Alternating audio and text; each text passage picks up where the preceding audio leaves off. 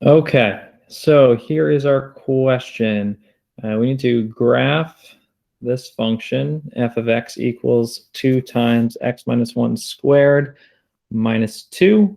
And we're going to find the vertex, the axis of symmetry, the maximum or minimum domain, range, and where the function is increasing or decreasing. Now, you are probably familiar with the general form of quadratics because this is a quadratic. We've got some input value squared, but our vertex form of quadratics, not inequalities, is going to be, let me type this in right here. Okay. It's going to be f of x equals a times x minus h squared plus, let's see, plus k? Yeah, plus k. Now, in and of itself, this doesn't really mean much. And I remember learning this the first time and kind of saying to myself, well, why do we subtract to determine left and right shift and add to determine up and down shift? And the fact is, there's a reason for that, and there's a good reason, and it's one that's not really explained often. And it's actually has a lot to do with good old point slope form. So, and point slope form is for, of course, linear functions, but this kind of relates. It's going to be a similar form. This is just the easiest way I've found to do it. So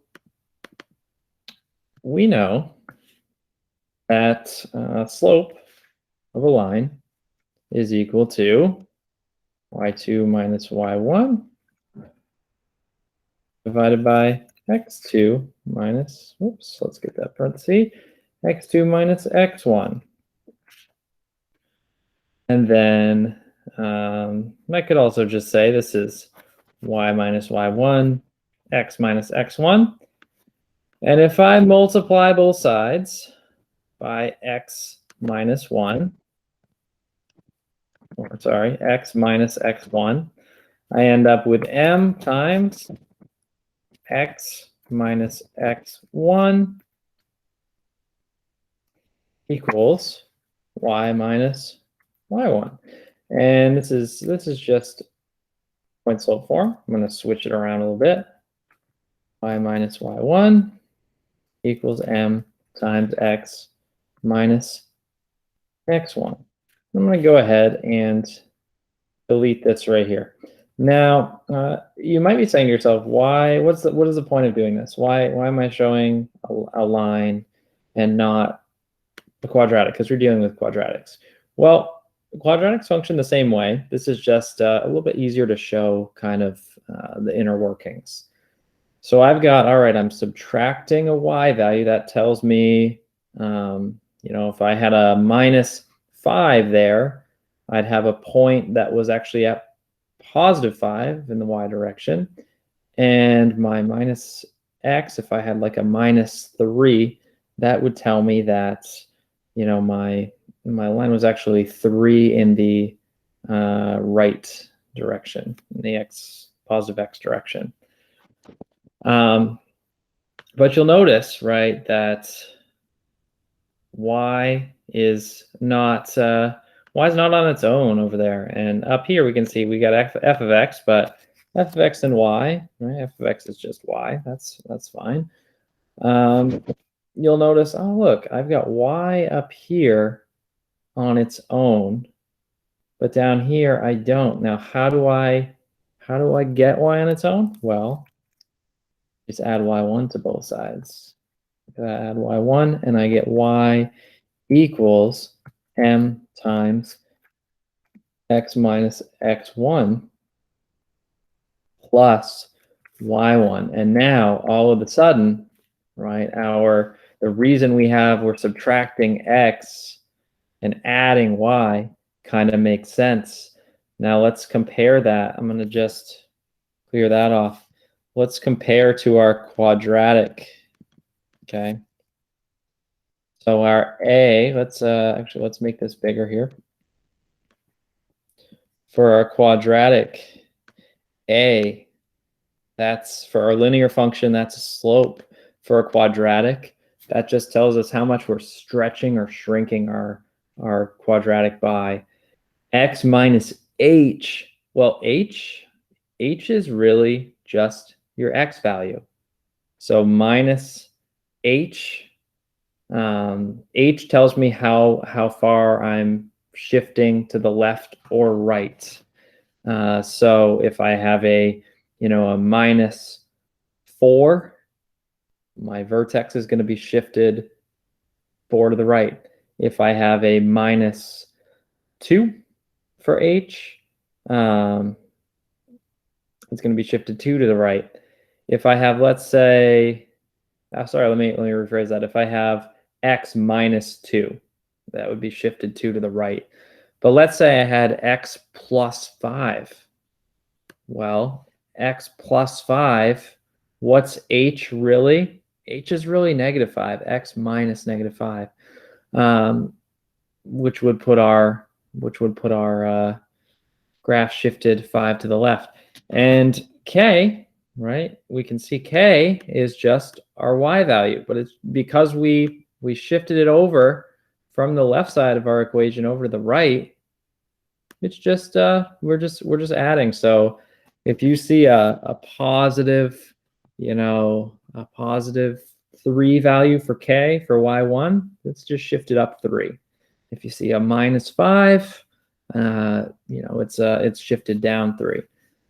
So you kind of have to remember, well, whatever you see near the x is going to be kind of opposite. Whatever you see in the y is going to be as is. And the reason is just because we shifted that minus y, or in this case minus k, we shifted it over to the side.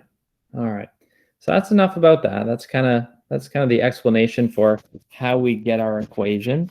And I actually prefer, when I can, to write quadratics as, instead of using h and k, I like to use x1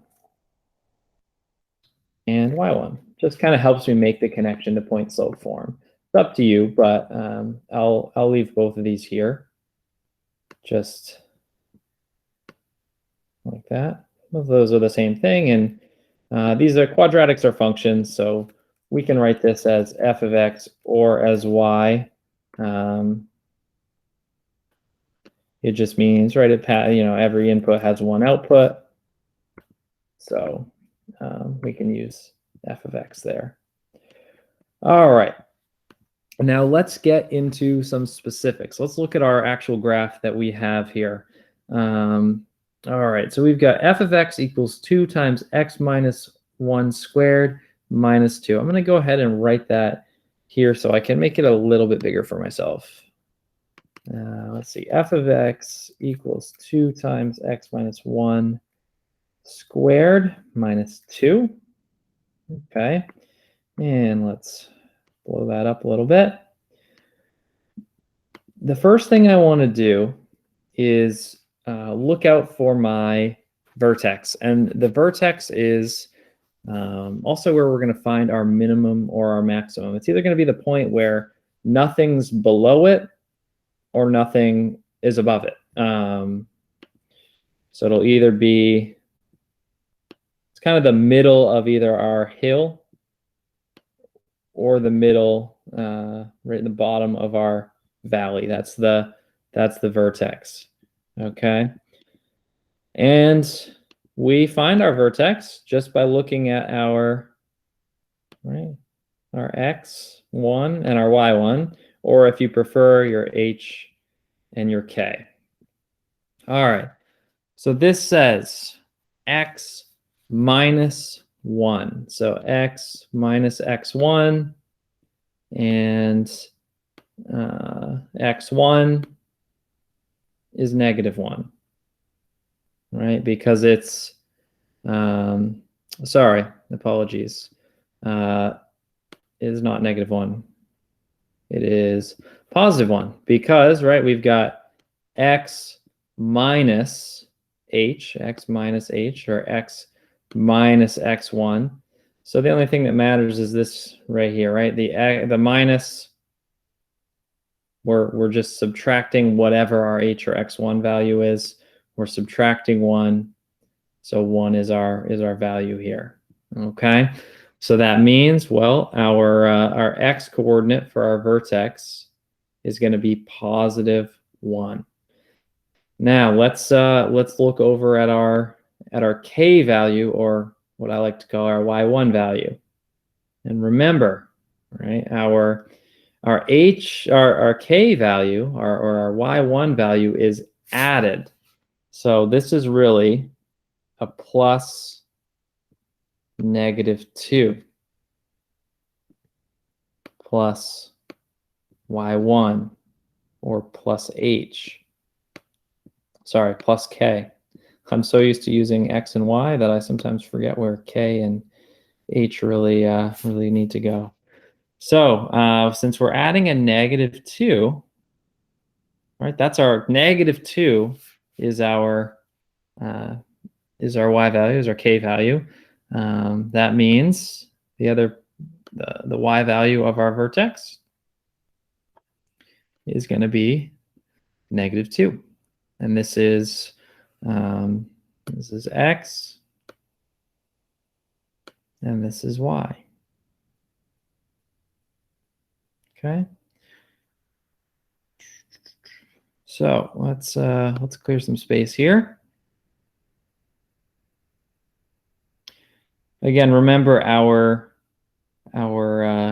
left and right shift has the opposite sign of whatever's here, where our y shift has the same. And if you ever forget, just think about point slope, right? We take the -y or the -k from the left side, add it, make it positive on the right side.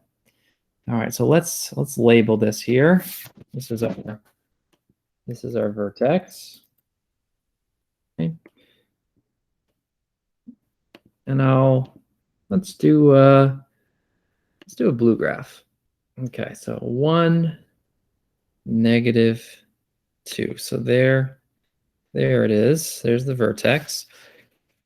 Okay, so the cool thing about a quadratic function is, regardless of how it's shifted around or you know, shrunk, stretched, anything like that, they're always symmetrical. Okay, so if I have, it's probably the best I can do right there. If I have a quadratic, there's always going to be something right through the middle that kind of creates a mirror image. So, the left and right sides are mirror images of one another. And what's awesome is our axis of symmetry always goes right through our vertex. Through the vertex. And I was going to write through vertex, but I'm writing with my trackpad, so I'm going to type that instead. So axis of symmetry goes through the vertex. Okay. Now,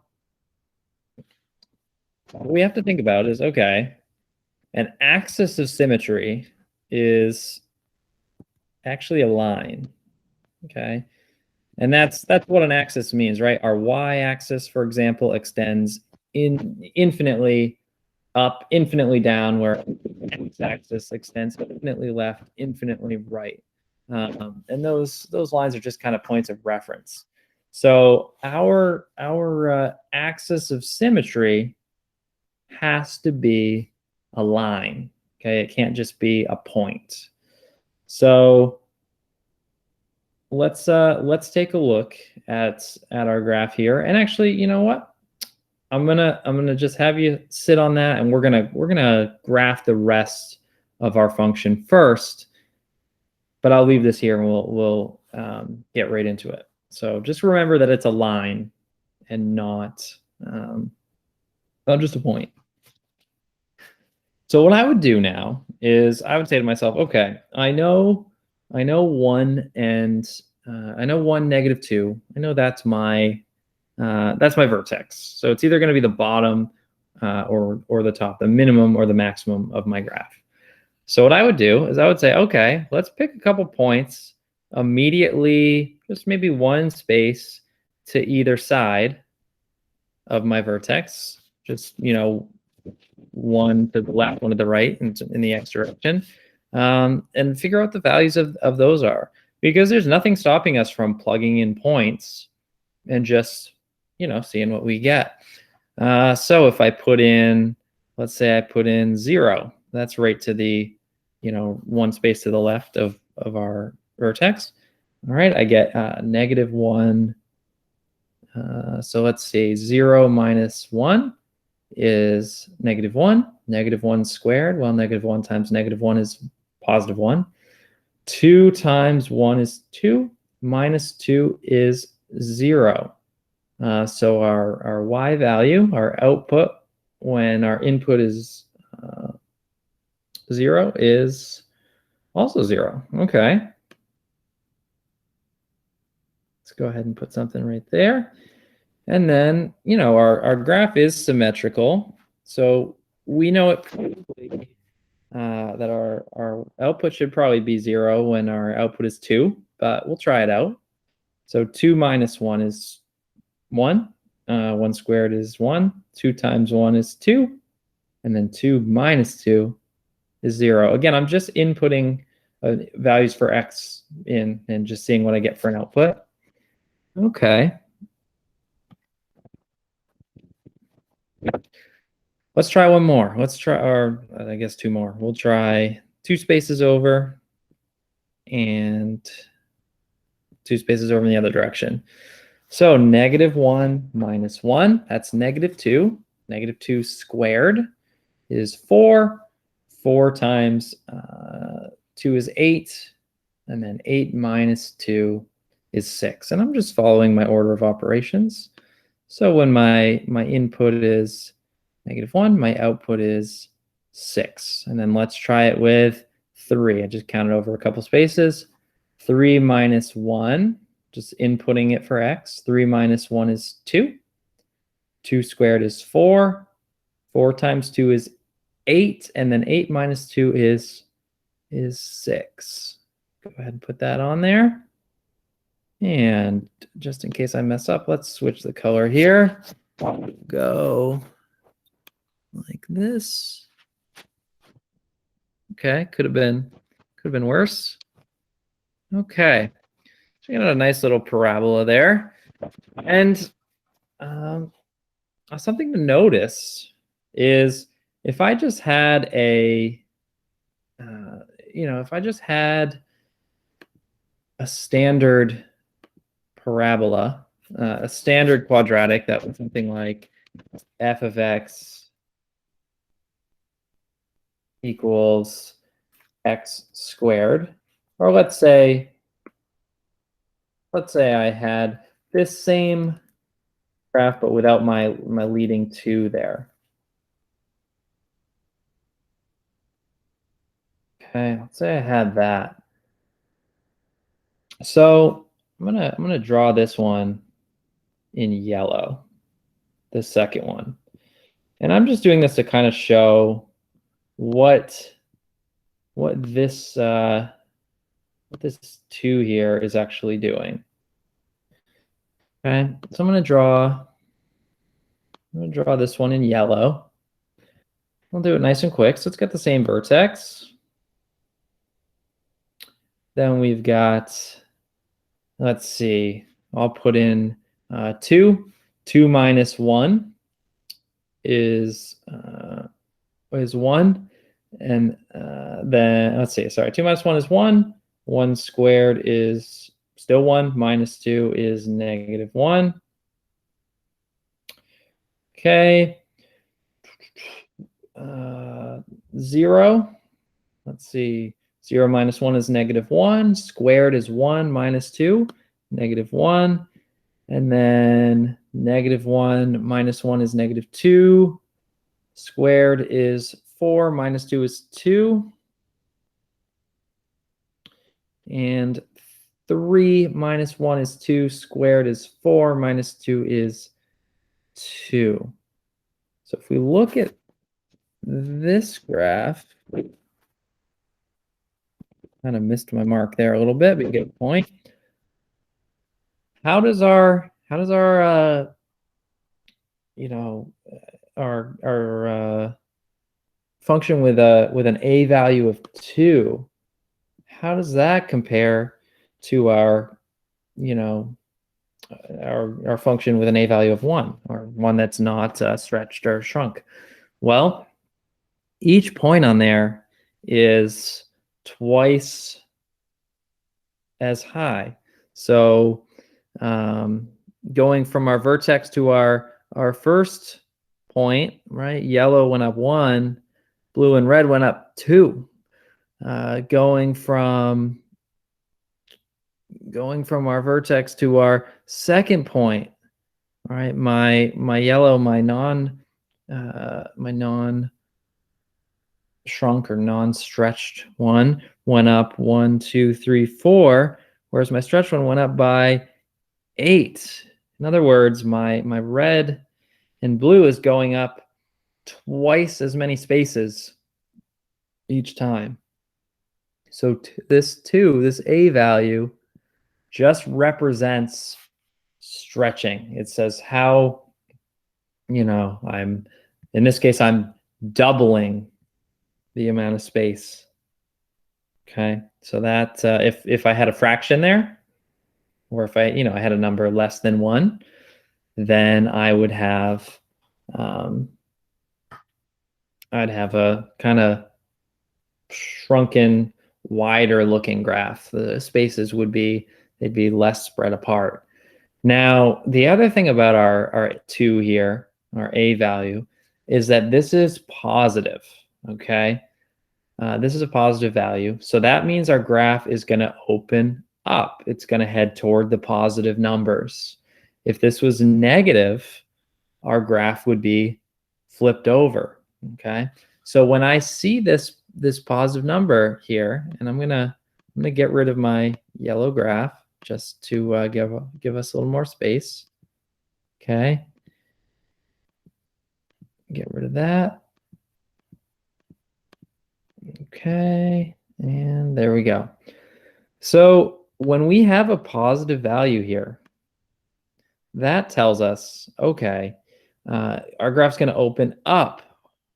When it's a negative value, it's going to open down. So when it's positive, we're going to have a minimum, right? All our values are extending up, so nothing can be below this.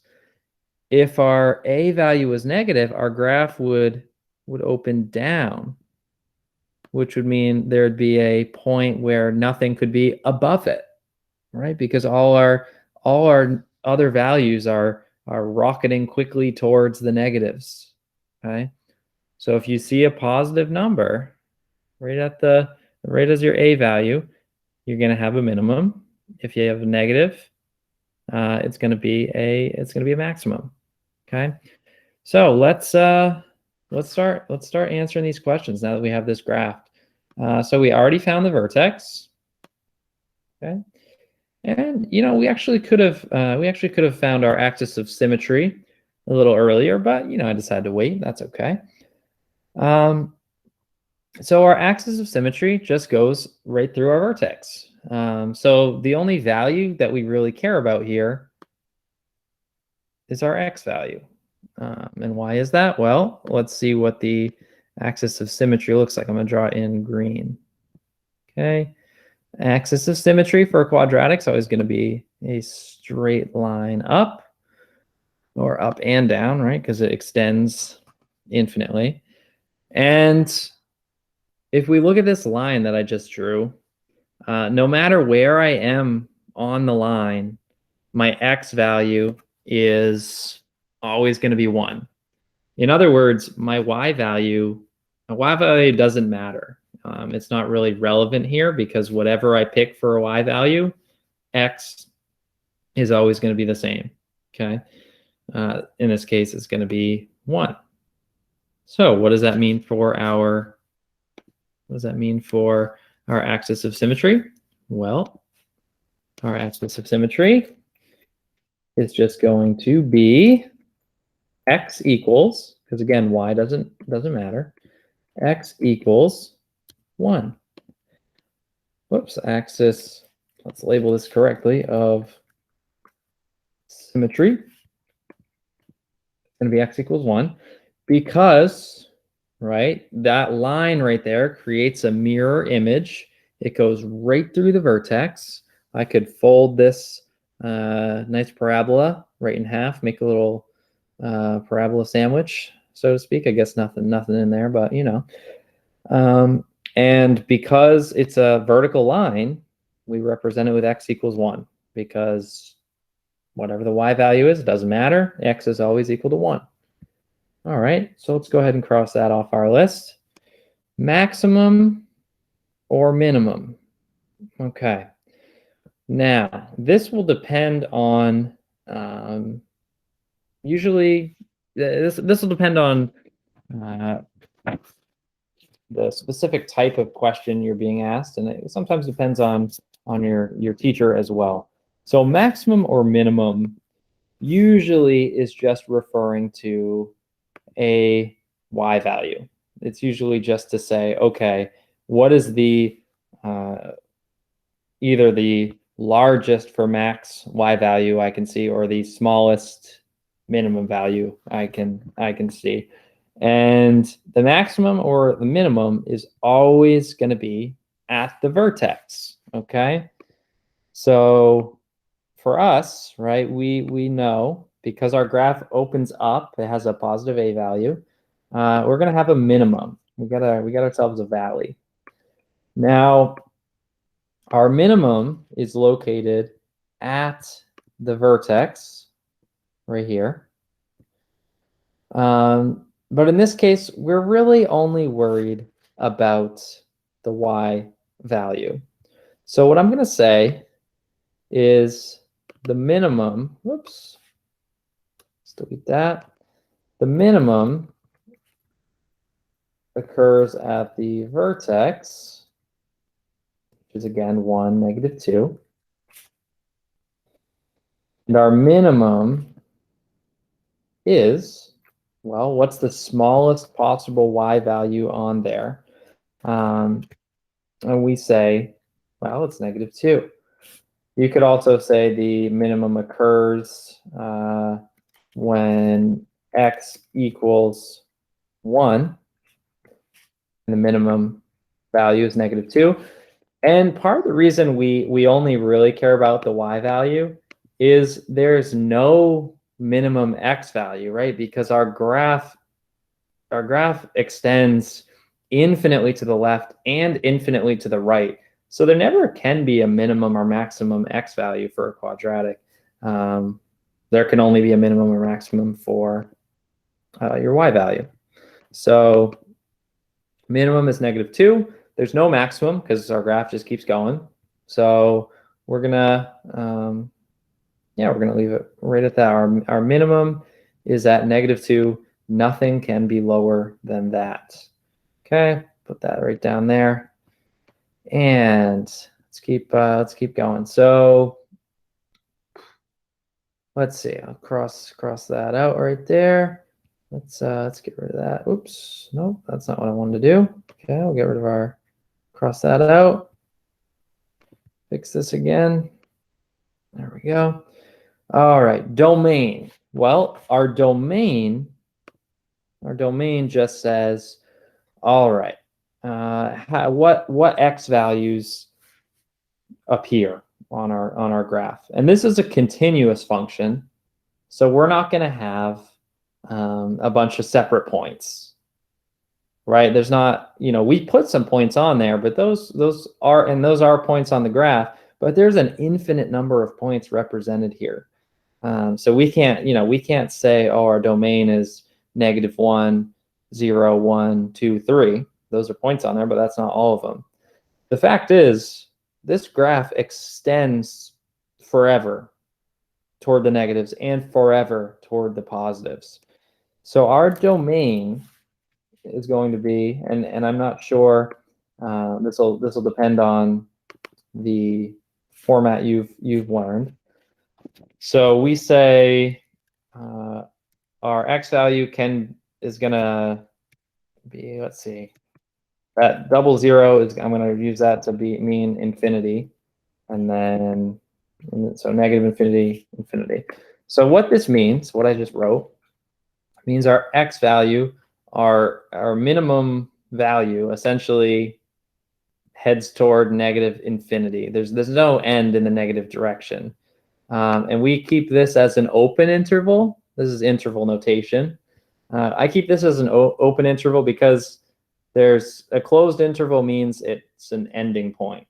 And there's no ending point for negative infinity. Negative infinity isn't a number. It's just a concept. And we keep same thing, open interval on the right side because we're headed toward infinity. But again, infinity is not a number. It just means we're continuing on toward the positives, just deeper and deeper.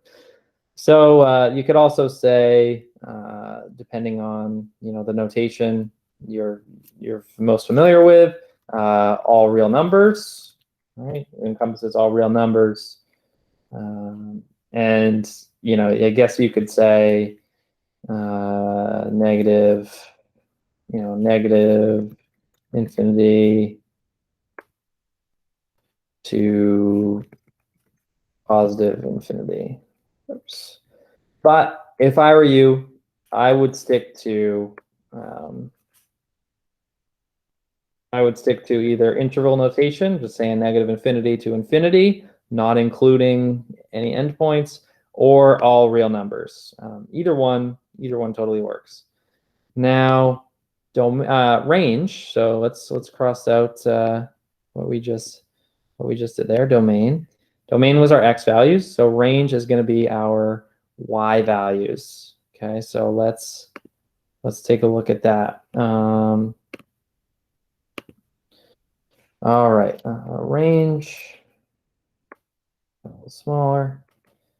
Okay, so in looking at our range, I can see, okay, well, I have a minimum. So I am going to have an end point. Okay, in this case, the smallest y value I can have, we already decided, right, that it's -2. So I could say, depending on, and then it in terms of maximum, this doesn't have a maximum. It continues up forever, continues towards the positives forever. So our range, we could represent this two ways. I could use a closed bracket and use interval notation and say, okay, minimum is -2, maximum is infinity, and it's an open interval because we can't get to infinity. Getting to infinity isn't a thing because infinity, again, not a number. I'm going to really stress that. If you're not, and this closed bracket, this bracket means it's a closed interval. It means it does include -2. The y value -2 is definitely on the graph. Now the other way you could represent this is as an inequality if you wanted to. You could say, okay, well, y is greater than or equal to, and I'm going to draw this in a little bit. I'm going to get my, there we go, greater than or equal to, oops, -2. Your y value can be -2, and it can be greater than -2, but it can't be less than that. So yeah, so again, domain, -infinity to infinity includes all real numbers. Range goes from -2 inclusive to positive infinity. or we can just say y is greater than or equal to -2. Again, depends on what your teacher's preference is, what your preference is, and what you've learned about different notation types up to this point. A little note there, x values include all real numbers. All right, so we're making good progress and we are almost done. Just have one more point to make here.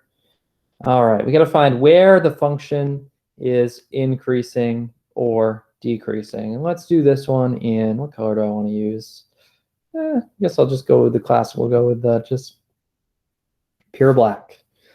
Okay, increasing or decreasing is a concept that applies to any type of function. You have some function types like linear functions that are, that can be purely increasing or purely decreasing. They can also be other things. They can have a constant slope or an undefined slope. But when you deal with quadratics and get into polynomial functions, cubics, things like that, when you get into trig functions, sine, cosine, or even a lot of other just logarithms, anything like that, you're going to have functions that have different parts that are increasing or decreasing. So the way I remember increasing or decreasing is I think about reading my graph left to right. I read graphs and I read in math, read numbers, everything, anything math related. I read left to right, just like I would read a book in English. So if I'm reading from left to right and it looks like my graph is sloping down, then that means we're decreasing. If my graph looks like it's sloping up, then it's increasing. If we want to get a little bit more, into the specific math about it, decreasing would mean that the value to the left of my, let's say I picked this point, that was my, one point, here's another point. If my left value was higher, right, that would mean my graph decreased between those 2 points. Whereas let's say my left value is lower, then that would mean I was increasing. So if we look at our graph, well, let's figure out, we're going to read it from left to right, and we're gonna see, let me just grab my highlighter. Black highlight, let's see how that works. So I'm going to just start from left to right, and I'm going to see where we increase or decrease from. So let's see. It looks like I'm decreasing, still decreasing, still decreasing. Okay, and I'm going to stop right there. Okay, so that was all down. All right, let's mark that here. All right, so let's do decreasing first. Let's spell it correctly. There we go. So we're decreasing. Well, we're decreasing starting from negative infinity. And it looks like we go to 0. Sorry, not 0, 1. Our x value is 1. We're talking about our domain, like which values of our domain are we increasing or decreasing. Now, all right, so let's now look at, let's get a different highlight color. Try out white, see if that does anything.